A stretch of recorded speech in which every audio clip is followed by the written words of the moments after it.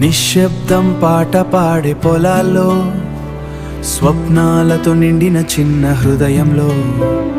కిరీటం లేదు, సింహాసనం లేదు, ఆకాశమే తోడు దేవు నడిపించాదు. సింహం గర్జించిన, రాక్షసుడు వచ్చిన, దావింగా అభిషేకం పొందినవాడు.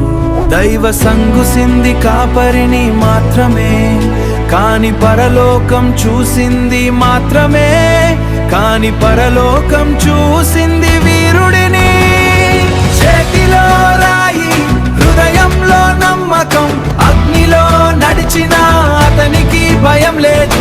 ఒక గుల్లితో, ఒక ప్రార్థనతో రాక్షసుడిని జయించాడు విశ్వాసంతో. రాక్షసుడిని జయించాడు విశ్వాసంతో. ఓ చీకటి నుంచి వెలుగు వరకు కాపరి రాజుగా మారాడు నీ గ్రేససు. సందేహాల స్వరం, భయాల గాలి అయినా ముందుకు సాగాడు ధైర్యంగా. యుద్ధాలు బదలు, కన్నీళ్లు ఉన్న స్తుతి ఎప్పుడూ ఆగలేదు అతనిలో. పగిలిన హృదయం దేవుని వైపు, ఎత్తైన పర్వతమైన చేరాడు. యోధుడే కాదు, పేరే కాదు, దేవుని మనసు గెలిచిన మనిషి. పడిపోయినా లేచాడు మళ్ళీ.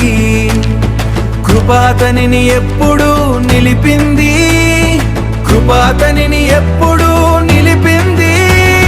చేతిలో రాయి, హృదయంలో నమ్మకం, అగ్నిలో నడిచిన అతనికి భయం లేదు.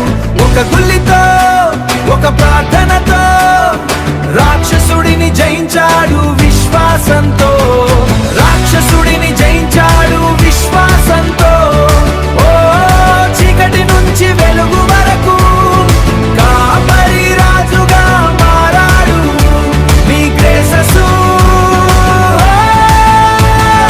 పరిపూర్ణుడు కాదు, అయినా ఎన్నుకోబడ్డాడు. లోయలలోనూ పర్వతాలపై కూడా నడిచాడు. ఖడ్గం రాయలేని కథను కృప రాసింది అతని జీవితం.